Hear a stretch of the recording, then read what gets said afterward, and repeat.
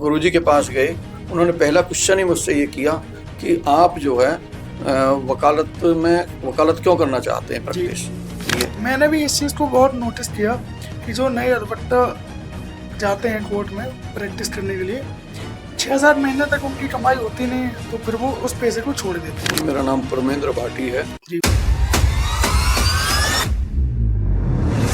पूरे देश में जबरदस्त आक्रोश है।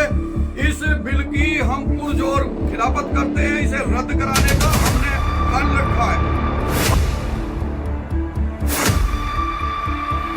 आप निश्चित तौर पर मानिए ये बिल वापिस होगा और आज हम उद्देश्य से भारतीय विधि मंत्री को माननीय जिलाधिकारी महोदय के माध्यम से एक ज्ञापन देने के लिए यहाँ इकट्ठे हुए हैं। ये लड़ाई बंद नहीं हुई है, ये लड़ाई शुरू हुई है।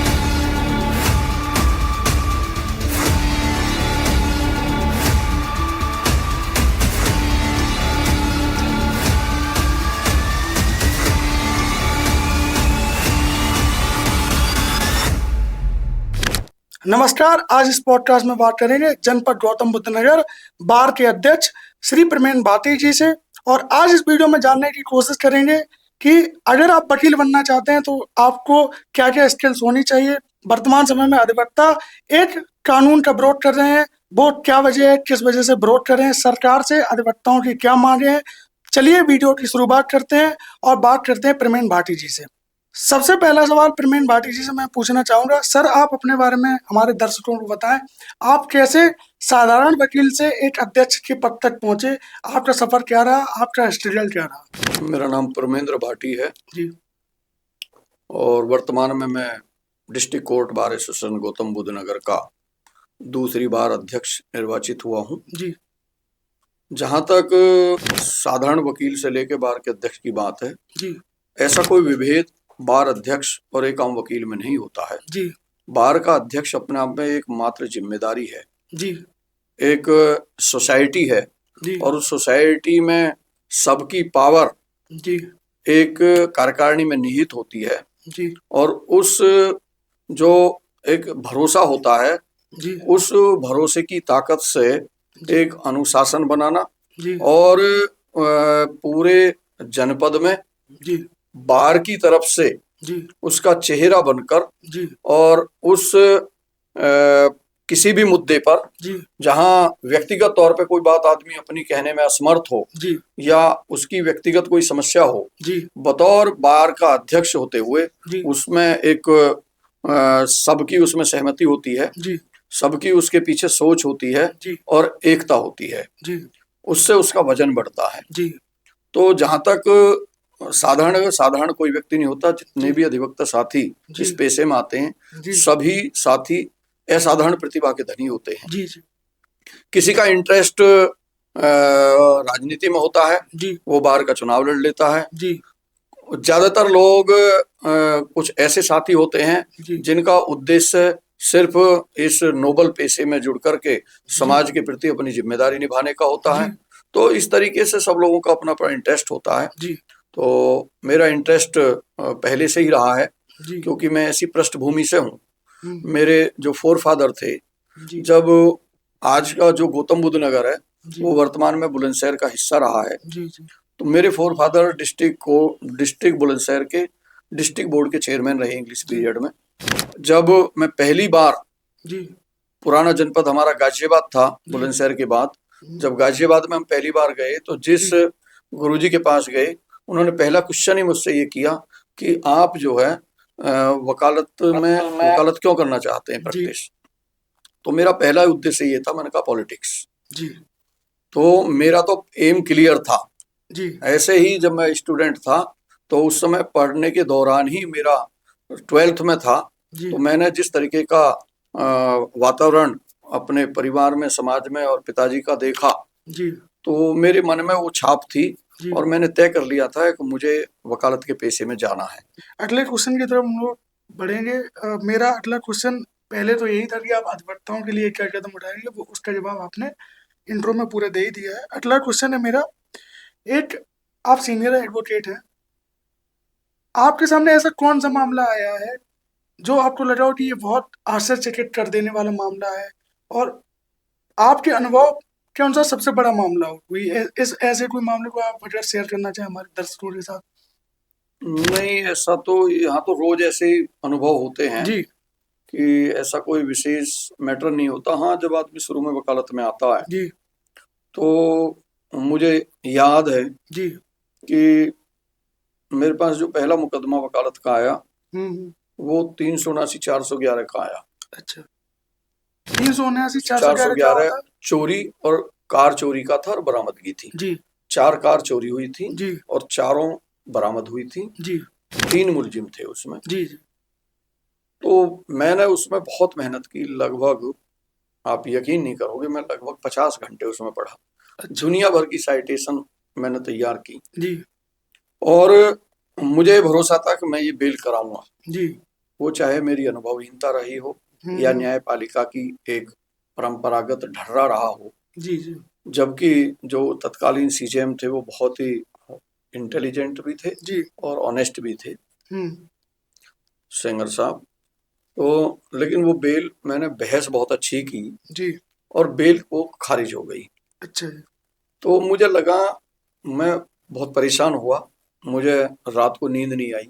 जी बात पैसे की नहीं थी, बात पैशन की थी। जी जी जी तो मैंने अपने गुरुजी से, उस समय लैंडलाइन होते थे, जी। मैंने फोन किया। मैंने कहा गुरुजी सुबह के समय, मैं कम पूरी रात में परेशान रहा, नींद नहीं आई, मैंने इतनी मेहनत की और वो बेल खारिज हो गई। जी तो वो बोले कि वकालत दिमाग से करने की चीज है, दिल से नहीं है।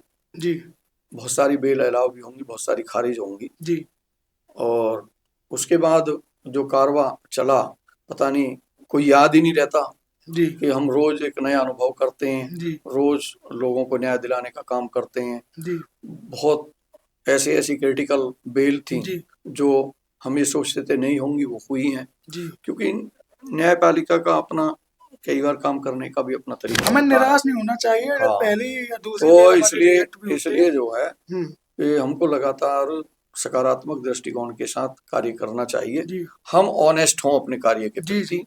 रिजल्ट जो आएगा उसका रिजल्ट हमारे मन मस्तिष्क पर अनुभव के आधार पर पड़ना चाहिए, जी हमारी कार्यशैली पर नहीं पड़ना चाहिए। जी और उसी से चीजें आगे बढ़ती हैं। और मेरा तो वैसे भी मानना है कि साधारण तौर पर अगर आपको कोई कामयाबी मिल रही है तो कहीं ना कहीं आप उसमें गैप कर जाएंगे आने वाले समय में। जी जो संघर्षों से कामयाबी मिलती है उसका आप इंजॉय भी करेंगे, आनंद भी उठाएंगे। जी और उसके उसके माध्यम से आप, जो आपसे जुड़े हुए लोग हैं, जी जनता है या साथी हैं, उनके भले में भी आप उतने ही उपयोगी हो सकते हैं, क्योंकि जी आपके साथ एक अनुभव होता है जी जी और उसकी विपरीत परिस्थितियों का भी आपको ज्ञान होता है। जी। वर्तमान समय में अभी तक आपके पास कितने केसेस होंगे, क्योंकि आप ग्रेटर नोएडा के काफी बड़े वकील हैं एक आंकड़े के अनुसार? नहीं, उसकी कोई गिनती नहीं होती है। जी यहाँ तो रोज केस आते हैं जी और पुराने केस चलते रहते हैं। जी इसकी कोई गिनती फिक्स नहीं की जा जी सकती। एक दिन में 10 केस आ जाते हैं, एक दिन में एक भी नहीं आएगा। जी इसको आप क्या कह सकते हैं? जी जी लेकिन काम तो रोज होता ही है, केस में तो रोज होती है, नए केस आते रहते हैं, कम आते हैं, ज्यादा आते हैं, चलते रहता है। एक अधिवक्ता के तौर पे समाज के लिए एक अधिवक्ता किस तरह से इम्पोर्टेंट है? समाज के लिए अधिवक्ता बहुत इंपॉर्टेंट है। जी एक अधिवक्ता को अधिवक्ता के न केवल वेशभूषा में जी बल्कि 100% उसी परिवेश में अपने आप को जिंदा रखना होता है। जी क्योंकि अधिवक्ता सिर्फ न्यायालय परिसर में एडवोकेट नहीं होता, जी वो केवल उस समय एडवोकेट नहीं होता जब वो आर्गुमेंट करता है या अपने क्लाइंट को डील करता है। जी जी वो 24 आवर्स एडवोकेट होता है। जी लोग उसको वॉच करते हैं, जी लोग उसको बोलना, उसका चलना, उसका खाना, उसका रहना, हर तरीके के एंगल से उसको लोग वॉच करते हैं। जी तो उसे उसी पृष्ठभूमि में अपने आप को रखना है। जी हम जितनी सकारात्मक सोच, जितनी बड़ी सोच और जितना लोगों के लिए उपयोगी हो सकते हैं, जी हमेशा इस भाव के साथ हमें रहना चाहिए। जी तभी अधिवक्ता अपने आप में अपनी सार्थकता सिद्ध कर सकता है। जी जी मेरा मानना यही है कि मैं अपने जो मेरे साथी अधिवक्ता, मेरे छोटे भाई हैं, बड़ों को तो मैं क्या दूंगा, वो तो मैं उनसे कुछ सीखता हूँ। जी उनको ये जॉब जो है एक चैलेंज के तौर पर लेना चाहिए, जी क्योंकि अधिवक्ता का जो पेशा है अपने आप में एक तपस्या है। जी ये एकदम आपको कुछ नहीं देता, लेकिन जब आप मेहनत करते हैं और आपको जब देना शुरू होता है तो आप कल्पना नहीं कर सकते कि आपको क्या मिल सकता है इस पेशे से। जी जितना सम्मान, क्योंकि इस पेशे में धन दूसरे स्थान पर होता है। जी पहले आपका सम्मान होता है। जी ये नोबल पेशा है जी। और इस पेशे में जितनी रिगार्ड, रेस्पेक्ट आपको इस पेशे के माध्यम से मिल सकती है, मैं नहीं समझता कि दुनिया में कोई और दूसरा ऐसा पेशा हो जी जिसमें उतनी रिगार्ड उस पेशे के माध्यम से आपको मिल सकती है। जी। आज देश में दिन प्रतिदिन अपराध बढ़ रहे हैं, मुकदमेबाजी भी काफी बढ़ रही है। सरकार को क्या अहम कदम उठाने चाहिए, या हमारे मैनेजमेंट सिस्टम में, प्रशासनिक कार्यों में कहाँ गलती है जिसकी वजह से ये अपराध की संख्या बढ़ रही है? आपका क्या सुझाव है इस संबंध में? देखिए, जहां तक अपराध बढ़ने या घटने का मामला है, हम्म, इसको 100% कभी भी नहीं रोका जा सकता। जी। कम किया जा सकता है, कंट्रोल किया जा सकता है। हम्म एक अच्छी प्रशासनिक व्यवस्था, हम्म एक अच्छी न्यायिक व्यवस्था के माध्यम से। कई बार ऐसा होता है कि आदमी अपराध नहीं करता, लेकिन उसके परिवार के लोग अपराध कर देते हैं, मुलजिम परिवार के दूसरे सदस्य भी बन जाते हैं। कई बार ऐसा होता है कि गुड वर्क करने के लिए कई बार अपराध को बड़ा चढ़ा करके पेश किया जाता है। और जब तक हम बढ़ा चढ़ाकर पेश करने की मानसिकता से अपने आप को नहीं हटाएंगे, क्योंकि जितना आप बढ़ा चढ़ा करके किसी अपराध या अपराधी को पेश करेंगे, उससे उनकी फॉलोइंग बढ़ती है, लोग उनको फॉलो करते हैं, एक ग्लैमर आता है। मेरा मानना तो ये है, आपके चैनल के माध्यम से कोई अपराध हो जाए तो उसकी पुलिस और प्रशासनिक तरीके से, न्यायपालिका के माध्यम से जो प्रक्रिया वो अपनानी चाहिए, लेकिन उसका महिमा मंडन कतई भी नहीं करना चाहिए। जितना भी मीडिया बाजी होगी, उतना ही अपराध के तरीके और अपराध का ग्लैमर बढ़ता है। अपराध को कम करने के लिए इसके दूसरा जो वो माध्यम है, वो हमारी न्यायपालिका है। जिस तरीके से अपराध होने के बाद जांच की प्रक्रिया चलती है, उसकी स्ट्रांगली मॉनिटरिंग, और जब अपराधी न्यायालय में आता है, उस समय एक एक बिंदु पर निगरानी रख करके न्याय करना। क्योंकि कई बार हमने देखा है कि कुछ ऐसे जांच में ऐसे तथ्य जोड़ दिए जाते हैं जिनका अपराधी या अपराधी से दूर तक भी कोई तालमेल नहीं होता। और कई बार हमने देखा है कि न्यायपालिका के बहुत सारे ऐसे अधिकारी रहे हैं जो कई बार उनको उतनी गंभीरता से नहीं देख पाते जितनी गंभीरता से देखना चाहिए। वर्तमान में हम बहुत सौभाग्यशाली हैं कि हम जिस जनपद गौतम बुद्ध नगर में वकालत करते हैं, उसमें जितने भी हमारे न्यायिक अधिकारी हैं, जुडिशियल मजिस्ट्रेट से लेकर के डिस्ट्रिक्ट जज तक, वो सारे पूरी तन्मयता के साथ एक एक बिंदु पर गंभीरता से विचार करते हैं और जनता को न्याय दिलाने में, अग्रिम भूमिका निभाने में अपना एक महत्वपूर्ण योगदान देने में लगे हुए हैं। कई बार ऐसे इशू आए हैं जिसमें पुलिस ने गलत बयानी के आधार पर, गलत तथ्यों के आधार पर लोगों को फंसाया है, या पुलिस के माध्यम से जो कंप्लेनेंट है वो गलत तथ्य आंकड़े पेश करके मुकदमेबाजी कराने के लिए गलत लोगों को फंसा देता है। तो न्यायपालिका इतनी आज की तारीख में मुखर हो गई है। मैं गौतम बुद्ध नगर की न्यायपालिका को धन्यवाद देता हूँ इस बात के लिए वर्तमान में कि उनको हतोत्साहित करती है। कई बार रिमांड रिफ्यूज होते हैं, कई बार डिस्चार्ज होते हैं, और कई बार उनको ट्रायल के बाद बरी भी किया जाता है। तो यही तरीका है। दूसरा ये है, तीसरा जो तरीका है वो है जनता के बीच में अवेयरनेस फैलाना। हम ऐसी कार्यशाला पुलिस और प्रशासन में शासन के द्वारा लगातार करती रहनी चाहिए।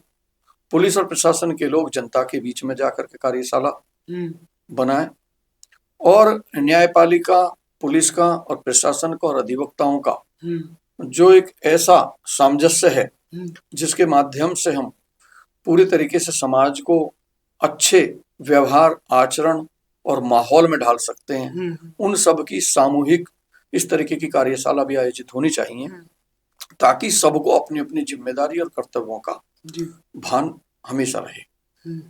आपके अनुभव के अनुसार हमारे देश की जो न्याय व्यवस्था है उसमें क्या क्या महत्वपूर्ण सुधार होने चाहिए? देखिए, न्यायपालिका के जहाँ तक सुधार की बात है, ये तो एक परंपरागत चीजें हैं। अच्छा। केस टू केस चीजें आती हैं और अलग अलग वाद में अलग अलग तरीके से निर्णय आते हैं। न्यायपालिका की जो वर्तमान स्थिति है बेहतर तरीके से कार्य कर रही है और हमेशा कितना भी अच्छा तंत्र हो, कितना भी अच्छा व्यक्तित्व हो, कितना भी अच्छी प्रणाली हो, हमेशा सुधार की गुंजाइश रहती है जी। आज की तारीख में जिस तरीके से हमारा प्रदेश, विशेष तौर से हमारा जनपद जो गौतम बुद्ध नगर प्रदेश की आर्थिक राजधानी के नाम पर जाना जाता है, ये गौतम बुद्ध नगर उत्तर प्रदेश का चेहरा है, जहां से होकर के उत्तर प्रदेश की शुरुआत होती है। यहाँ हजारों हजारों लाखों लाखों करोड़ के टर्नओवर की इंडस्ट्रीज, बड़े बड़े सरकारी संस्थान, चाहे जीवर एयरपोर्ट हो, गौतम बुद्ध नगर जैसी यूनिवर्सिटी हो, सरकारी जिला अस्पताल हो, चाहे इंस्टीट्यूट हो, प्राइवेट यूनिवर्सिटी हो, बड़े बड़े ऐसे ऐसे उद्योग, ऐसे संस्थान सरकारी, सह सरकारी या प्राइवेट लगे हुए हैं। तो निश्चित तौर पर हमें दूसरे तरीके से सोचना पड़ेगा। हमें यहाँ बहुत बड़ी मानसिकता के साथ एक ऐसे माहौल बनाने में अपने आप को हमेशा सजगता के तौर पर रहना पड़ेगा, ताकि यहाँ अपराध शून्य स्थिति में आ जाए।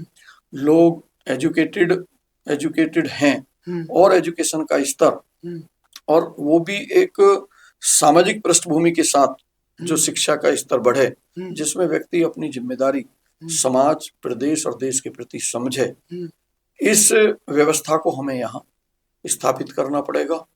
और पूरी तरीके से मैं समझता हूँ कि अगर हम इस तरीके से सजगता के साथ शिक्षा प्रणाली में, हमारे जनपद क्योंकि एक बहुत डेवलपिंग डिस्ट्रिक्ट है, एजुकेशन भी उतनी ही महंगी है, उतना ही महंगा यहाँ का रहन सहन है, उतना ही महंगी यहाँ की आवास व्यवस्था है। तो ऐसी स्थिति में कहीं ना कहीं आदमी बाईपास करके ज्यादा धन कमाने के चक्कर में अपराध में संलिप्त हो जाता है। तो उससे हमें अवेयरनेस जगानी पड़ेगी। और मैं समझता हूँ कि जिस तरीके से जो दुनिया के विकसित देश हैं, उनकी अगर हम सामाजिक और शैक्षणिक संरचना का अध्ययन करते हैं, तो उसमें हमें पता लगता है कि सबसे ज्यादा जो आदमी चिंतित होता है वो अपने बच्चों की शिक्षा से और अपने परिवार के स्वास्थ्य के प्रति रहता है। आप अध्यक्ष पद पर कार्यरत हैं, आपके अनुभव के अनुसार सरकार को अधिवक्ताओं के हित के लिए क्या कदम उठाने चाहिए? जैसा अभी एक प्रोटेस्ट भी चल रहा है।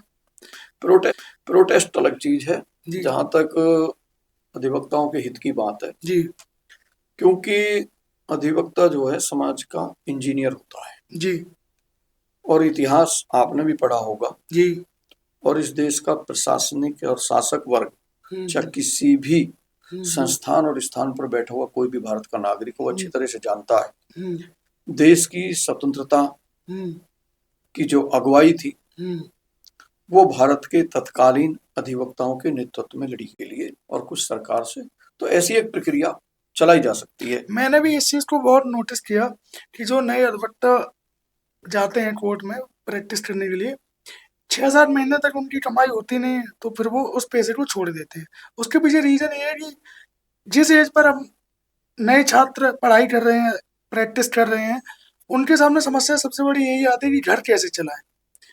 वो लगभग 22 से 25 साल की एज में अधिवक्ता पेशे में व्यक्ति आता है। जी जी, वो समय ऐसा होता है, हर माँ बाप ये चाहता है कि मेरा बेटा जवान हो गया, बेटी जवान होगी, इसकी शादी करनी है। जी जी, उस पे पहले से ही परिवार की अपेक्षाएं होती हैं, ऊपर से एक शादी होने के बाद अपेक्षाओं का बोझ और बढ़ जाता है। इसके साथ साथ पैसे का बोझ, किताबों का बोझ और क्लाइंट को, अपने जो क्लाइंट है उसको न्याय दिलाने की जिम्मेदारी बढ़ जाती है। इन सब के लिए उसे कहीं ना कहीं एक ऐसा माहौल, एक ऐसा स्थान, एक ऐसी व्यवस्था की जरूरत होती है जिसके तहत वो निसंकोच होकर, निर्भीक होकर न्याय दिलाने में अपनी भूमिका अदा करे। क्योंकि लोग उसे सम्मान की दृष्टि से देखते हैं। लोग उसे ये सोचते हैं कि भाई ये व्यक्ति एडवोकेट्स है, तो वो छोटी सोच नहीं सकता, छोटा काम नहीं कर सकता। जी जी। तो हमेशा क्योंकि रॉयल सोच होती है, तो कई बार ऐसे भी क्लाइंट आते हैं जिनके पास बेचारों के पैसा नहीं होता, जी जी। गरीब लोग आते हैं, बहुत ऐसे पीड़ित लोग आते हैं कि जो सिर्फ दुआ की भीख मांगते हैं। वो कहते हैं वकील साहब आप ही हमारे भगवान, किसी भी तरीके से हमें न्याय दिला दीजिए, हमारे पास पैसा नहीं है। तो ये एक ऐसा पेशा है जो सबसे ज्यादा बड़ा समाज के प्रति प्रतिबद्ध होता है। जी। तो उसमें अब पैसा तो और रहा नहीं और काम करना है, जी जी। ये उसके जीवन का हिस्सा भी है, उसका प्रोफेशन का हिस्सा भी है। तो ये कहीं ना कहीं जब परिवार इस स्थिति में नहीं होता कि उसकी जिम्मेदारी उठाए 3 से 5 साल, तो कहीं ना कहीं हमें स्टाइफंड के तौर पर सरकार या सरकारी संस्थानों से या कोई ऐसी व्यवस्था, मैं समझता हूँ कि अगर हम एक बार सरकार के माध्यम से इस व्यवस्था को शुरू कर लें कि पहले 3 वर्ष उसको प्रति माह 10,000 रुपए का स्टाइफंड हम देने की स्थिति में हो जाए, और इस सहमति के साथ कि 15 साल 20 साल 25 साल बाद जब जितना पैसा दिया है बिना किसी इंटरेस्ट के, क्योंकि मैं समझता हूँ कि लगभग 3.5-4 लाख रुपए होता है, और 20 और 25 साल की प्रैक्टिस के बाद 3.5-4 लाख रुपया वापिस उसी बार संघ को वापिस कर दे, ताकि वो पैसा दोबारा नए बच्चों के लिए काम आ सके। और कोई भी अधिवक्ता ऐसा नहीं होगा जो 20 से 25 साल की प्रैक्टिस में अपने उस कर्ज को जो उसको स्थापित करने के लिए सरकार ने निभाया हो या उस संघ ने निभाया हो उसको अदा ना करे। तो ये एक ऐसी परंपरा, क्योंकि ये मैं इसलिए सुझाव दे रहा हूँ क्योंकि ये अनवरत आने वाली चीजें हैं। मान लीजिए हर वर्ष जो है देश में लाखों बच्चे अधिवक्ता के पेशे में आते हैं, तो ये फंड बहुत बड़ा हो जाएगा अगर हम इस सर्किल को साइकिल इस तरीके से घुमा लें कि इस तरीके से हम जो हमें पता लग जाए कि भाई हम अब कंट्रीब्यूट कर लें, अपने 25 साल के जो अधिवक्ता साथी हैं उनको टारगेट कर लें कि भाई आप 25 साल प्रैक्टिस हो गई है, आप इस पेशे से आपने सम्मान भी कमाया है, धन भी कमाया है, आपकी एक सामाजिक दायित्व है, जिम्मेदारी है, आने वाले नए बच्चे आपके भी बच्चे हैं। तो इनको आप आर्थिक आधार पर क्या मदद दे सकते हैं, इस आधार पर मैं समझता हूं कि वॉलेंटियर के तौर पे 20 से 25% ऐसे अधिवक्ता हो जाएंगे। और एक बार साइकिल चलने की बात है, एक बार उत्साहवर्धन करने की बात है, एक बार अवेयरनेस करने की बात है। लोग सहयोग करना चाहते हैं, उन्हें सहयोग करने के लिए माहौल नहीं मिल पाता। बहुत सारे लोग बाहर जाके भी तो इंस्टीट्यूट में काम करते हैं। फिर इसके अलावा अधिवक्ता है, अधिवक्ता के सामने भी हालांकि उस समय जब 25 साल प्रैक्टिस होती है तो बहुत सारी जिम्मेदारी परिवार की बढ़ जाती है, बच्चे बड़े हो जाते हैं, उनकी शादियां, घर बनाना, बहुत सारी जिम्मेदारी और बढ़ जाती हैं, बीमारियां भी शरीर को घेर लेती हैं। तो इसके अलावा क्योंकि लोकल स्तर पर बहुत सारे प्राइवेट संस्थान हैं जो मुनाफा कमाते हैं, उसका कोई ना कोई एक हिस्सा ऐसे, मैं केवल अधिवक्ता की बात नहीं कर रहा, किसी और पेशे में भी जो लोग जाते हैं उनको हम एक हिस्सा तय कर सकते हैं। एक सवाल और है सर, जो नए प्रैक्टिस करने आ रहे हैं छात्र व छात्राएं जिन्होंने नया एडवोकेट का प्रोफेशन ज्वाइन किया है, उनके लिए क्या एडवाइस आप देना चाहेंगे ताकि वो अच्छे वकील बन पाए आने वाले समय में? देखिए मेरा मानना यह है कि जो वकील है ना उसको कोई बना नहीं सकता वो जन्म से ही वकील बना हुआ होता है। अच्छा। जिस व्यक्ति की समाज के प्रति सेवा की आस्था होगी, जब ऐसा व्यक्ति इस पेशे में आता है, उसकी अपने आप ही दृढ़ इच्छा शक्ति उसको एक अच्छा वकील बनाने की तरफ ले जाती है। अच्छा वकील बनने का कोई ऐसा सूत्र नहीं है। हाँ, मेरा सुझाव है कि हमें किसी भी ऐसे छोटे कार्यों से बचना चाहिए जिसमें हमारी प्रतिष्ठा दांव पर लगे। हमें हर वो कार्य करना चाहिए जिसमें मेहनत हो और उस मेहनत का फल जो है प्रतिष्ठा के तौर पर हमें मिले। अब बात करते हैं वर्तमान समय में चल रही अधिवक्ताओं की हड़ताल के बारे में। मुद्दा क्या है, अधिवक्ता किस मांग को लेकर हड़ताल कर रहे हैं, पूरी जानकारी बताएं। देखिए, जहां तक वर्तमान परिप्रेक्ष्य में जो अधिवक्ता आंदोलनरत है उसकी वजह ये है कि मैंने अभी थोड़ी देर पहले बताया कि अधिवक्ता एक समाज का शिल्पी होता है, इंजीनियर होता है।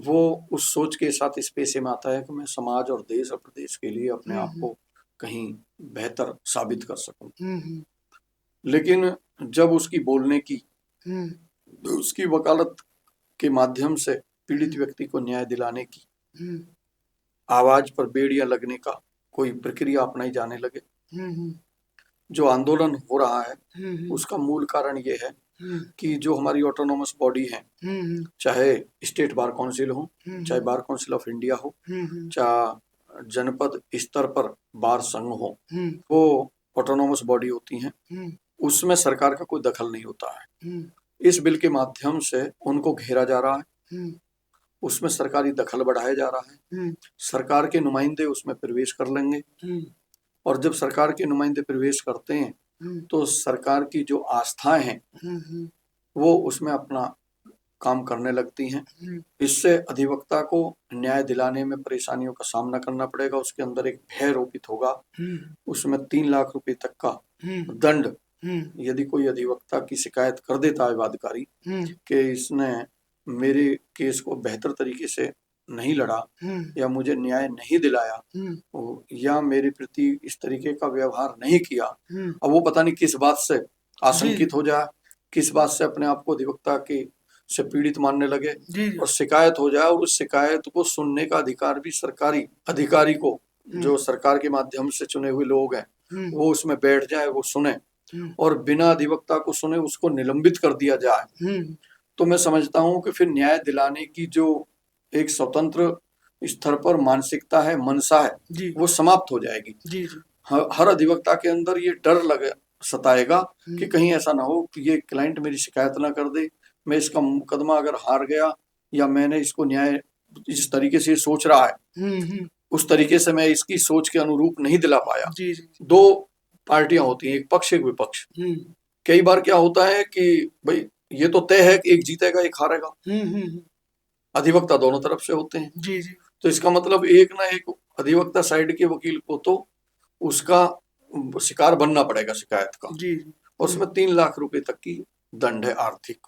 अच्छा, अब मान लीजिए एक अधिवक्ता भी जो चर्चा हो रही थी, एक नए अधिवक्ता है, वो इसलिए पेशे में नहीं आ पाते कई बार या 6 महीने बाद छोड़ जाते हैं कि उनको उतनी वहां से इनकम नहीं हो पाती और वो ना अपना खर्च उठा पाते ना परिवार की जिम्मेदारी उठा पाते।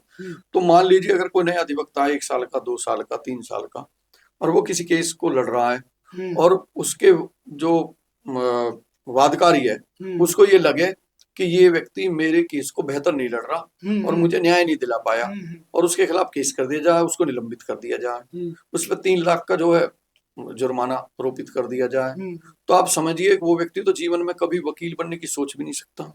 और जो आने वाले और साथी हैं वो भी डर वो ही भयरोपित हो जाएंगे, उनके अंदर भी ये भय चला जाएगा यार वहां जाएंगे हम, सबसे पहले तो ये डर लगेगा अगर वकील बन गए और हमारी किसी शिकायत कर दी तो हम निलंबित बिना सुने, दूसरा 3 लाख का जुर्माना। तो वो अपनी व्यवस्था को व्यवस्थित करने के लिए लड़ाई लड़ेगा, वादकारी को न्याय दिलाने के लिए लड़ाई लड़ेगा, परिवार की जिम्मेदारी को उठाने के लिए लड़ाई वहां उस पैसे मारा या 3 लाख रुपए दंड देने के लिए आएगा। तो ये सबसे बड़ा तो ये है कि ये हतोत्साहित करने का बिल है। जो अधिवक्ता अधिनियम 2025 है, जो संशोधन का मसौदा सुझाव के लिए मांगा गया है, सबसे बड़ा तो इसमें ये विवादित बिंदु है। बहुत बहुत धन्यवाद सर, आपने इतना कीमती समय हमें दिया और आज इस पॉडकास्ट में कई सारी अहम जानकारी हमें प्राप्त हुई। आप कुछ अगर एडवाइस देना चाहते हो जो समाज के लिए या जो नई प्रैक्टिस में आ रहे हैं, जो नए स्टूडेंट प्रैक्टिस में आ रहे हैं, उनके लिए कोई एडवाइस हो तो जरूर बताएं। धन्यवाद पांडे जी, आपने बुलाया जी, उसके लिए आपको बहुत बहुत धन्यवाद, साधुवाद। जी, और जहाँ तक मेरे युवा साथी इस पेशे में जो आ चुके हैं या आने वाले हैं, जी, मैं पहले भी कह चुका हूँ, जी, जी, ये पेशा समाज की सेवा के लिए है। जी, जी, अपने आप को सामाजिक सेवा के लिए प्रतिबद्ध करके आने की सोच के साथ आए। इसमें जितनी शोहरत है, जी, जितना मान सम्मान है, जी, जितनी रेस्पेक्ट है, जी, मैं नहीं समझता कि दुनिया के किसी पेशे में है। जी, आप उस शोहरत के काबिल हैं जी, यदि आप उस शोहरत के अनुसार ही अपने आप को ढाल करके समाज के लिए अपने आप को प्रतिबद्ध रखते हैं जी, और निस्वार्थ भाव से निर्भीक होकर इस पेशे के साथ न्याय करने में अपनी भूमिका निभाते हैं। जी। इसी के साथ बहुत बहुत धन्यवाद जी, आपको। Thank you.